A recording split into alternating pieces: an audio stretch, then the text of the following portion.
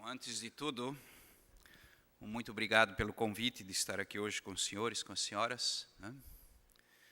Uma surpresa, eu não sei se agradável para mim ou para o dom da Deus, né? A nomeação, né? Realmente, assim, em 10 dias, digamos, a vida muda, a forma de viver muda, né?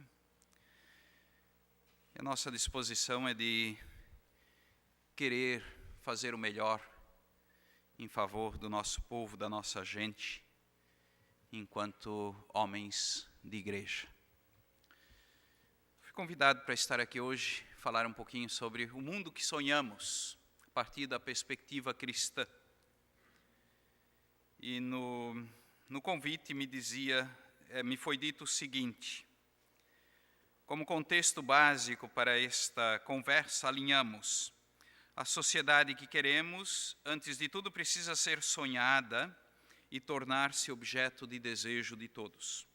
Segundo, de que forma o sonho e o desejo podem ser alavancadas para criar uma motivação e ambiente positivo na sociedade atual? Terceiro, despertar na plateia qual é a utopia social possível. Quarto, quais seriam ou quais são os paradigmas que precisam ser quebrados? Quinto e último, elevar e oxigenar o pensamento da plateia para a idealização do mundo da verdade, da justiça, da paz e do amor. Eu não sei se vou conseguir desenvolver todos esses aspectos. Em todo caso, o mundo que sonhamos é a questão da sustentabilidade. Eu tentei elaborar algumas indicações, algumas pistas, eu diria assim, construir algumas provocações, em vista talvez de uma convocação, em torno da questão da sustentabilidade. Eu gostaria de partir de uma expressão de um grande brasileiro, já falecido, Hélder Câmara, quando ele dizia assim: quando todos forem capazes de sonhar o mesmo sonho, este sonho pode se tornar realidade entre nós. Quando todos forem capazes de sonhar o mesmo sonho, esse sonho pode se tornar realidade entre nós. Sonhar é uma característica própria do ser humano. Trata-se de algo necessário para a nossa saúde psíquica e física também, né? Alguém que não sonha é alguém que perdeu o elan de viver, o afã, alguém que não possui mais perspectivas, horizontes, ideias, ideais, amores, paixões. Alguém que não sonha é alguém doente. Sonhamos? Talvez fosse melhor usar aqui, no lugar do termo sonho, o termo utopia. Podemos, talvez, então, nos perguntar também: alimentamos utopias? Utopia, então, como sinônimo de sonho. Dizem os entendidos que utopia seria uma palavra de origem grega, né, onde significaria não, e topia, ou topos, lugar. Utopia significaria, então, o não lugar, fora do lugar, isto é, fora da realidade, ilusão, alienação, se quisermos. Mas se essa filologia for certa, não se está entendendo o não lugar dentro de um modo de ser e ver já prefixado, no qual o lugar e a realidade é o não, a ilusão? Que tal entender a palavra utopia na explicação filológica de cima como não lugar dentro da dinâmica, eu diria, de aprendizagem? Aprendizagem como processo de quem se lança na construção de um mundo marcado por relações vigorosas, virtuosas. Relações autenticamente marcadas pelo desejo de conservação e sustentabilidade. Vamos tentar fazer um exemplo. Quando quero aprender a tocar um instrumento musical, se busco um mestre competente, tudo que ele sabe e pode, para mim, iniciante, está bem fora e longe do meu lugar. Isto é, do que agora no início eu posso, como lugar onde coloco os pés. Mas se sou discípulo, aprendiz, sei claramente que esses lugares o humano não somente pode, mas tem a tarefa de transcender para além, para o atual não lugar, se quisermos, para a possibilidade maior. Para a ilusão? Para a alienação? Ou não é antes para a suprema realidade maior, anterior, que me provoca a superar sucessivamente todos os nossos lugares? A realidade maior, anterior, que nos provoca, a partir do ocular da fé cristã, é superar sucessivamente todos os nossos lugares. Isto é apresentado, essa superação de todos os outros lugares, no livro das Origens, quando se diz: no princípio, Deus criou o céu e a terra, e ele viu que tudo era muito bom. O ser humano e o próprio Deus nesse mundo, na origem, viviam intimamente, na intimidade. Deus tudo cria. Tudo procede da vontade livre de Deus, que quis fazer as criaturas todas participarem de seu ser, de sua sabedoria e de sua bondade. As criaturas todas têm sua origem na bondade divina e são convidadas a participar dessa mesma bondade. Entretanto, as criaturas todas, a criação, não saiu acabada das mãos do Criador. Ela é criada em statu viae, ou seja, em estado de caminhada, para uma perfeição última a ser ainda atingida, para a qual Deus a destinou.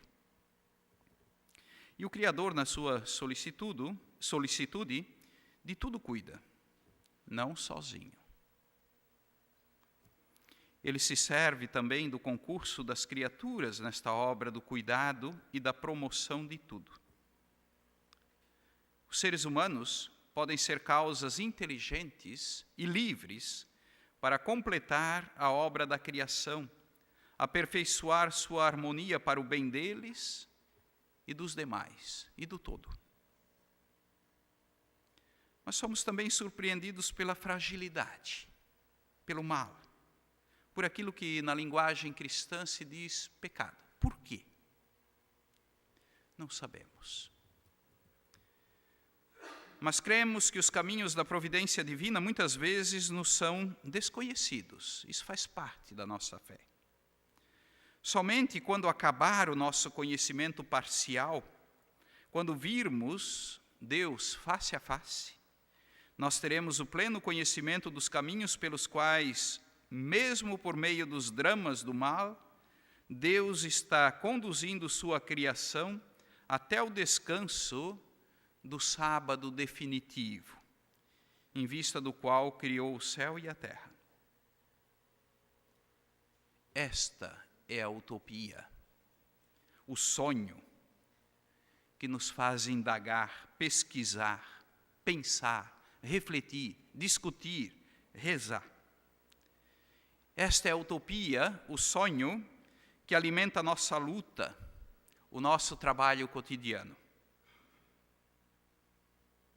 Não podemos, porém, negar que vivemos uma época, um tempo de transformações profundas, que afetam não apenas este ou aquele aspecto da realidade, mas a realidade como um todo, chegando aos critérios de compreensão e julgamento da vida.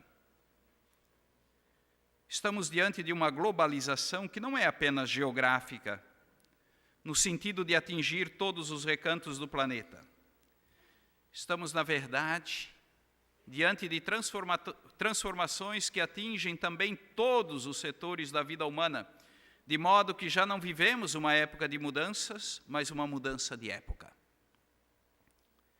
E o que até bem pouco tempo, o que era certeza, servindo como referência para viver, tem se mostrado insuficiente para responder às situações novas, deixando as pessoas desnorteadas e, poderíamos dizer, estressadas também.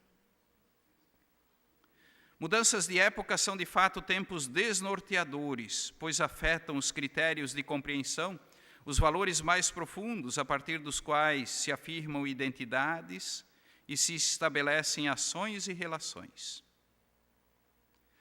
E várias atitudes podem, então, surgir nesses períodos históricos. Duas, no entanto, se destacam. De um lado, é o agudo relativismo, próprio de quem, não devidamente enraizado, isto é, talvez tenha perdido as raízes, oscila entre as inúmeras possibilidades oferecidas. De outro, são os fundamentalismos que, se fechando em determinados aspectos, não consideram a realidade e o caráter histórico da realidade como um todo. Interessante na nossa realidade nacional, né? Eu diria também aqui no Rio Grande do Sul, nessas manifestações que temos acompanhado ainda ontem no Rio de Janeiro, São Paulo, etc., toda manifestação é justa. Né? Vivemos num Estado de direito democrático, mas existem grupos, me parecem, marcados por um fundamentalismo que não é salutar, que se infiltram nesses grupos e não sei se ajudam.